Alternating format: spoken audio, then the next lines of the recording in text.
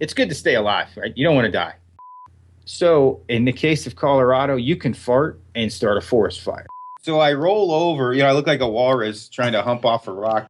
And I'm not exactly a set of car keys. I'm a pretty big dude. Because that thing leaked like the Iraqi Navy. The flint and steel, if you're going to be Jeremiah Johnson and start a fire with a flint and steel, I highly suggest you practice said task in multiple environments, starting with your backyard and some gasoline, because that ain't easy.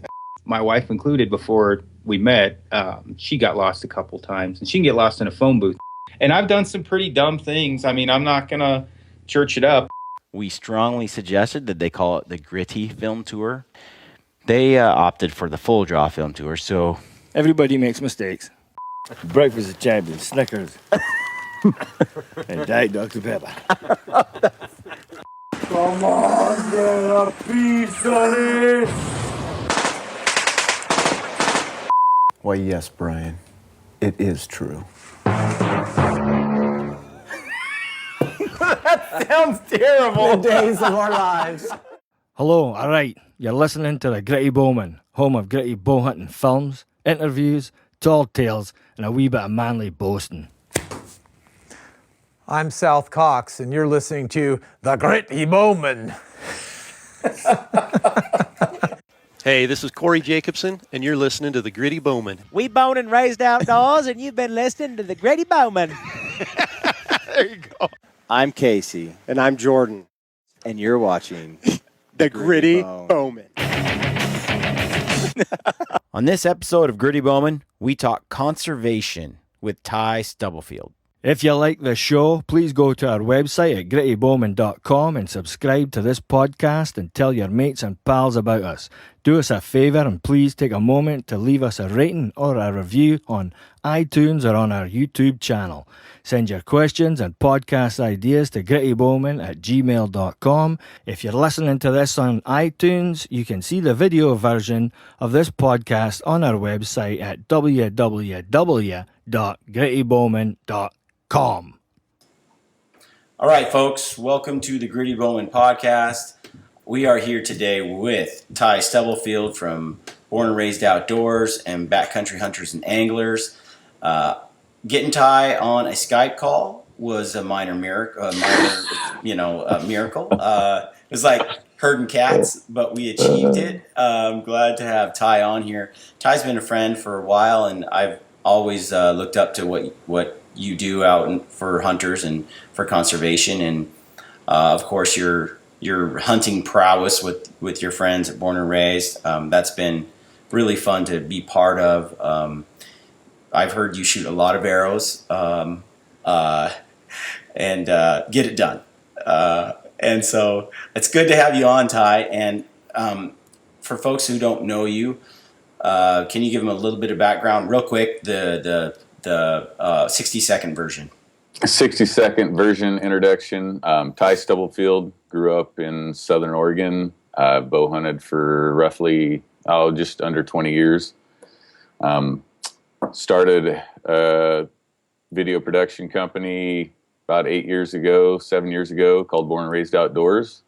And I've been involved in conservation and hunting conservation, more particular, for the last 15 years. I've worked with Oregon Hunters Association and currently working for Backcountry Hunters and Anglers. I believe in conservation. I believe that we have to give back, not only for ourselves, but for our children and our grandchildren, because every day somebody or some group is trying to take it away from us. It's a constant fight. Well, we can't stick our heads in the sands and pretend like it's not happening. This whole Cecil thing that came up recently, that's been a real hot button, and it's really brought to light the progress that we've made as a hunting community, but also how much progress we haven't made. And it feels like in a lot of ways we slid backwards with that whole event. And it really goes to show how many people are out there that don't really know how hunting really contributes to conservation and to the well-being of everything in the natural world. And without hunting, I know it sounds contradictory, but without hunting, so much of what the animals that are alive today, they would not be here today. And I think that's something that has come home in my mind more than ever. And I've been listening to a lot of podcasts, and I wanted to encourage listeners to go check out some other ones. One of them was episode 54 of the Wired to Hunt podcast with Steve Ranella. He talks with Mark Kenyon on that podcast about being a hunter and a conservationist. It's good stuff. The other one that I really like is Randy Newberg. He just did an episode 4 of the Randy Newberg Hunt Talk Radio podcast with Shane Mahoney.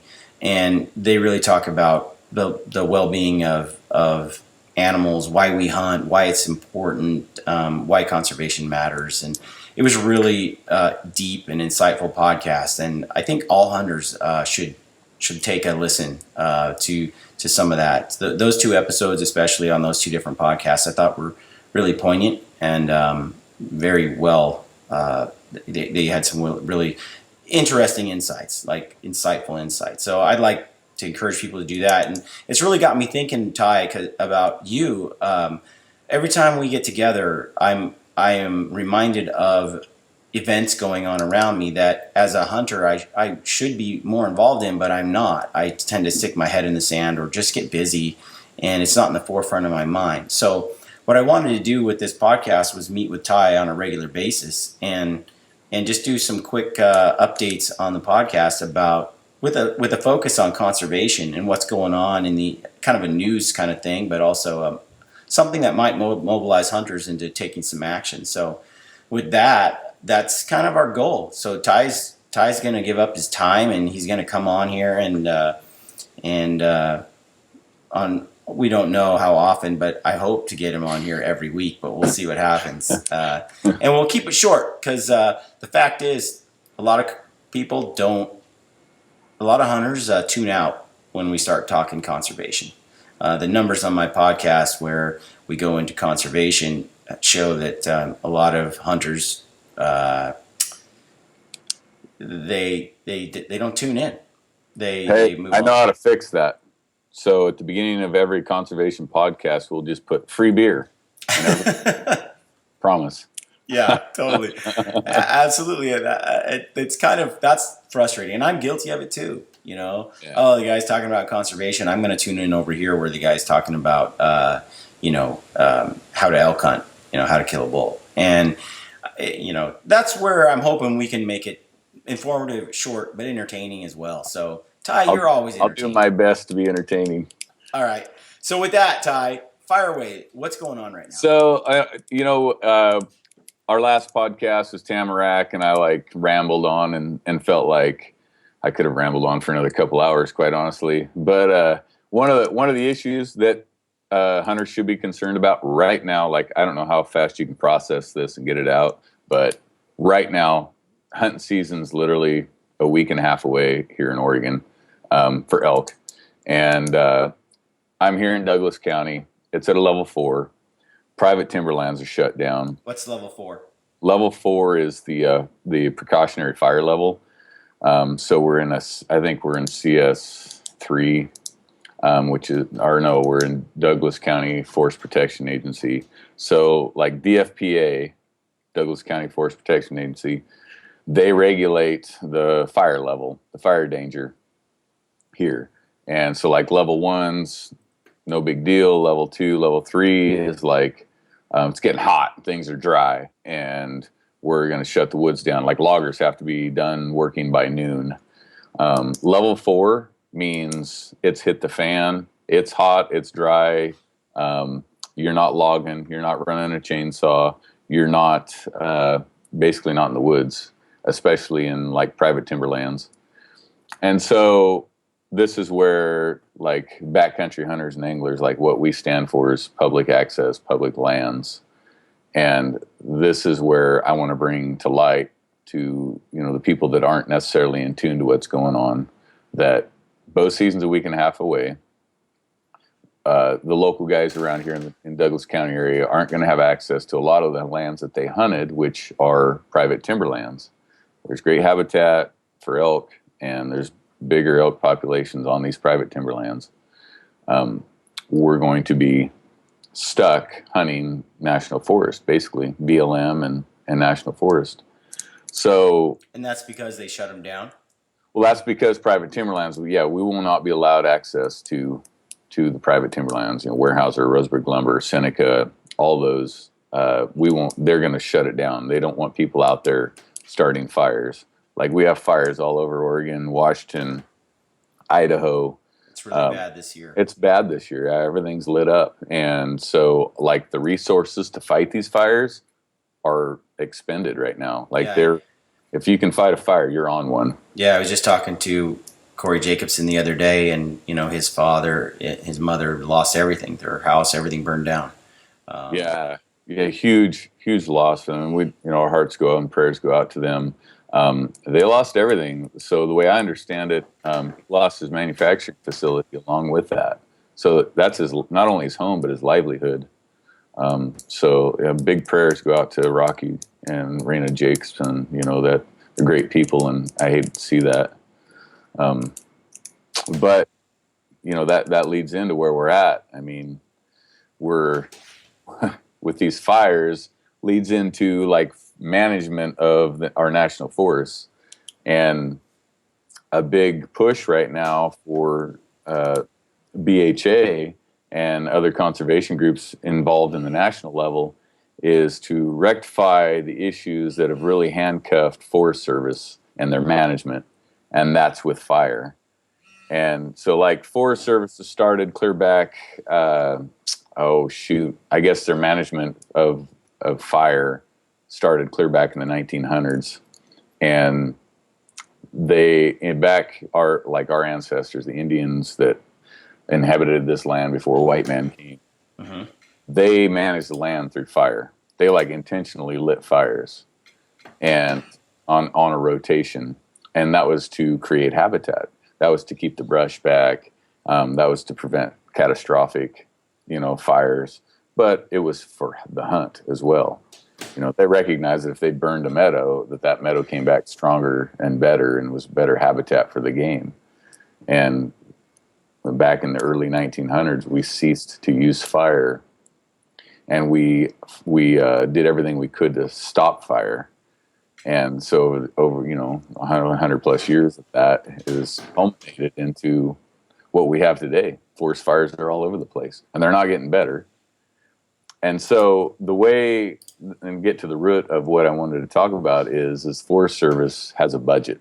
They operate under a budget. The federal, yeah. They have a federal budget. And that budget has road maintenance, habitat creation, trails, all of the above, the people that work for them. So that's all under a budget. When they have a forest fire, the funds to fight that fire come out of that general budget. So basically, their budget goes up in flames if they have a fire on their forest. BHA right now is pushing. There's a movement right now for a bill that, and I have our news article right here. And I'll give you some figures here. It says firefighting costs consume more than 50% of the Forest Service's budget, compared with just 16% back in 1995. So basically, it goes up in flames just to fight these fires. And so conservation groups right now are pushing to have a catastrophic budget that's a federal budget that doesn't take out of the general fund.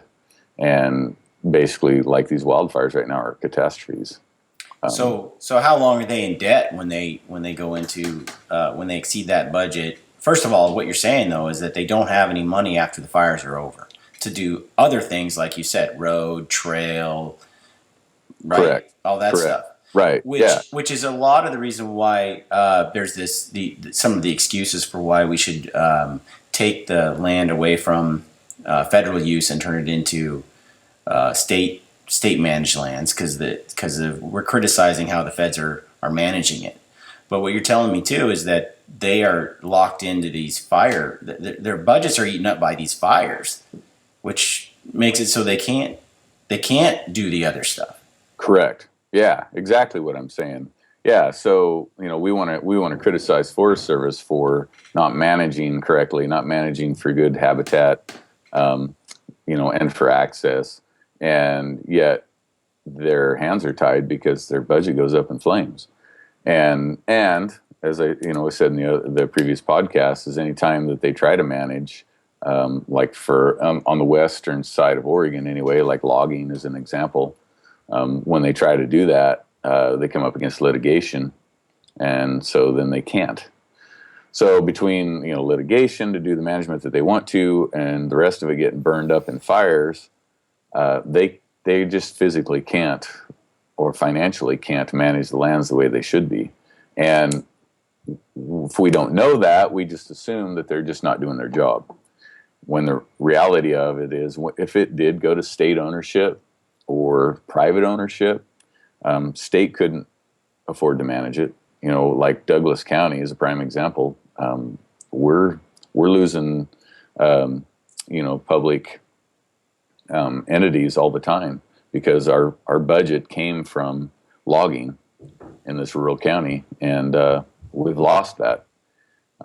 So if it goes to state or county or private ownership, you and I lose access, and everybody listens to this podcast loses access. They basically sell off the lands at some point to make some money, pay some bills, and on the short term. Just Elliott State Forest out of Douglas County. I used that last time. Classic example. I think I heard Jana Waller. That's another great podcast. Jana Waller talks about conservation on the Rich Outdoors podcast. That's another great one to go look up. She nailed it. I thought it was great. Yeah. But tell folks I'll have to listen to that one. Tell that one again. So Elliott State Forest is it's an Oregon state forest. Its management plan is to log for funding for county schools. And they haven't been logging because they keep coming up against litigation. So they can't management for the purposes that it is supposed to be managed for. And so last year, or year before, maybe it's been 2 years now, they sold off a few thousand acres of the forest to help cover some costs. A lot of it really didn't go towards funding schools. And I just read recently where they're going to do it again. So piece by piece, they're going to chip away at the Elliott State Forest, and they're going to sell it, and it's being sold to private timberlands, and we are losing access to it every time that they sell it. Yeah, that's where I heard Steve Ranella talk about this, and I think what he called it was increment. He's like, I believe in incrementalism, I think is what he said, where the goal isn't from special interest groups like PETA and the Humane Society. They're not there to help us to actually move the ownership from the feds to the state in order to manage the land better. Their motivation is more to move it from feds to state for other reasons. That's the excuse they give the public. But it looks more, it's really more of, like you said, for private use at that point. To sell it, make money. Politicians in the state can do different things with it. Unfortunately, it represents a loss of public lands. At the end of the day, that's where it heads. So I don't know. I'm probably butchering that whole conversation. That's why I say folks should go listen to it themselves. But the gist is, I'm very curious, Ty, what's your solution here? Because with the fires and the fire budget the way it is, it eats up the Fed's budget to manage the lands. Litigation steps in, makes it difficult for them to choose up their budget. At the end of the day, they can't manage the lands the way they should. People are trying to say that it's better to move it to state, but you're saying that the state won't be able to do any better. It'll be most likely it result in the loss of access to public lands, which I firmly believe as well. So what's the solution? So currently, the solution that we're looking for is to form a new model, so that they have the fighting of these wildfires comes from a different funding source, and that's like the catastrophic, the state of emergency. Like if there's flooding, when there's flooding back east, they have the state of emergency. Of course, flooding affects just like fires. Yeah, flooding affects everybody, and so that budget to fix bridges, fix roadways, any damage done by this flooding doesn't come from a general fund. It comes from this catastrophic fund, and so we're looking for a new model that removes fire from the Forest Service's budget. That's the start. So if we remove that part from their general budget, then they can get back to the drawing board, take their budget, and they can get back to managing the land. And I think they've learned over time that no fire is not good. And so a lot of the management they try to do in the last 10 years, they've tried to incorporate prescribed burning. So they go through, they burn what they can and manage that burn without it being catastrophic, which takes money. It takes a lot of money. I know that through OHA, I was involved in some partner habitat projects where we partnered with Rocky Mountain Elk Foundation, and we funded some prescribed burns on Forest Service in the Willamette National Forest, and it was like $25,000 for 5 or 10 acres. A lot of money, but if you go in and do like the Indians did and do basically prescribed burn, then you're going to eliminate that catastrophic effect, and you're going to create better habitat for wildlife on top of that, which is obviously the most important thing to us. Yeah. But so that's kind of a twofold. Like if you remove the limitations on funding, it gives them more lateral to actually manage because they'll have the funding to do that on the other end. So that's in a nutshell a good solution. Okay. So what can guys like me do? You can join organizations like BHA or RMEF and get involved and know. So we'll send out alerts to our members and say, hey, we need you to send comments. We need you to send comments to your state representatives, to your congressman, to help. This is going to be a bill that's going through, and unfortunately, I don't have it right in front of me. I should have it in front of me, and I don't. But there's going to be a bill going through, and we have to put pressure on our representatives to vote yes, to support this bill, and that's how hunters get involved. It literally takes 3 minutes out of your day. You can stop looking at freaking Facebook for 3 minutes and send a letter and an email or something to your state representative, Yeah. And that's what we can be doing.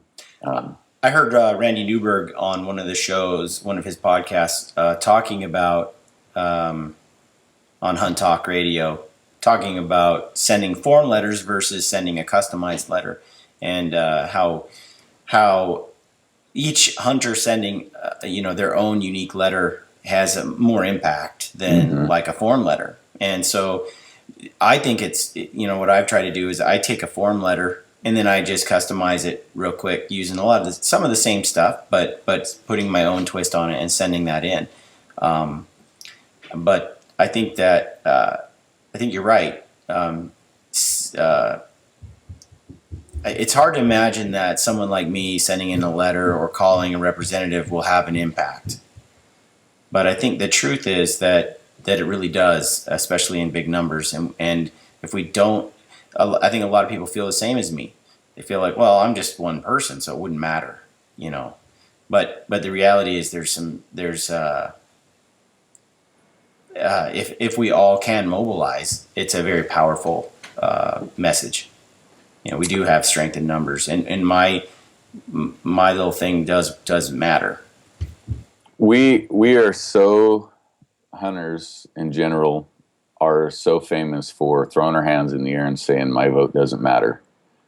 But that's where we get beat. And that's why we get beat, because we just give up, walk away from it.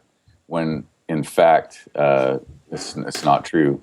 The problem is that the other side, our opposition, they do rally, they do get involved, and so they put more pressure on our representatives than we do, because we're busy over there drinking our beer by the campfire saying our vote doesn't matter. So why should I try? That's like saying, for me, God dang, it's 105 degrees out there. I'm probably not going to get an elk, so I'm just going to sit on the couch and drink a beer. That's the same thing to me. I guarantee you I'm not going to shoot a bull from the couch. I can promise that. Yeah. But I can't guarantee you that if I'm in the brush that I'm not going to get a bull. Stranger things have happened. So guys got to get out of that mindset that, our voice doesn't matter, because it does. I've in the last 3 years, I've seen some huge things happen just by getting involved, just by being at the table and having a voice. Well, I got to admit that, sometimes when these kind of things happen, like with Cecil, and I don't get involved. I don't say anything. I just stand aside. I'm like, they just don't understand. But I don't take the time and put forth the effort to share my perspective or my knowledge. And I've kind of recently been, I don't do that anymore. I get involved and I share. And if all hunters did more of that, and not in an offensive way, but in a very compassionate and instructional way, we would have a lot more influence. We could make some real change. But I think we just, and that's why I'm doing the filmmaking, Ty, because I want my films to go out there and change people's minds, non-hunters and hunters to anti-hunters, to see us in a different way. And so I think I heard Randy Newberg talk about this, how we as hunters tend to not get involved in politics. We're blue collar guys, or sometimes just we're just busy doing work and contributing to the economy and helping this country run and serving in the military and whatever, right? We're out there just doing our thing, and we just don't want to get dirty with all the politics and find it a waste of time. But that's where we're getting beat, like you said, because we choose not to get involved. Mm-hmm. Because it does feel like such a stupid waste of time sometimes, because we're not playing at all. We're not making the difference we should be making. Yeah, that's exactly it. So, all right, Ty. Well, I appreciate you coming on today. Let's plan on, I got my kids yelling at me. You probably hear it on the microphone. Can we come in? Awesome. So I better go. But I thank you for coming on, and let's do this again next week if you can, and we'll keep this thing up and keep abreast of the issues that are going down right here in the local area and nationally as well. Yeah. Better go. All right. Thanks, Ty. Brian. Thanks for having me. Yep. Take care. Take care. All right, friends. Thanks for listening and supporting the podcast. Don't forget about our deal with Mountain Ops. Type in the word gritty at checkout and get 20% off until the end of the year.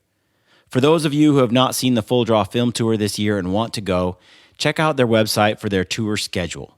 And if you haven't done so, go and subscribe to our YouTube channel or to the Gritty Bowman TV podcast on iTunes or Podbean, so you can see all the latest video content we have produced. And be sure to have a look at the new Elk 101 website, where you can find our podcast and other great elk hunting content. Thank you for taking the time to leave us your feedback. We really appreciate your sincere support of our show. Finally, let me leave you with this quote by President Theodore Roosevelt, who in 1905 said, "In a civilized and cultivated country, wild animals only continue to exist at all when preserved by sportsmen. The excellent people who protest against all hunting and consider sportsmen as enemies of wildlife are ignorant of the fact that in reality, the genuine sportsman is by all odds the most important factor in keeping the larger and more valuable wild creatures from total extermination." Friends, always take the time to educate those around you about your role as a hunter in preserving the wild creatures of this world. If you don't, who will? As always, good luck on your hunts, and stay gritty.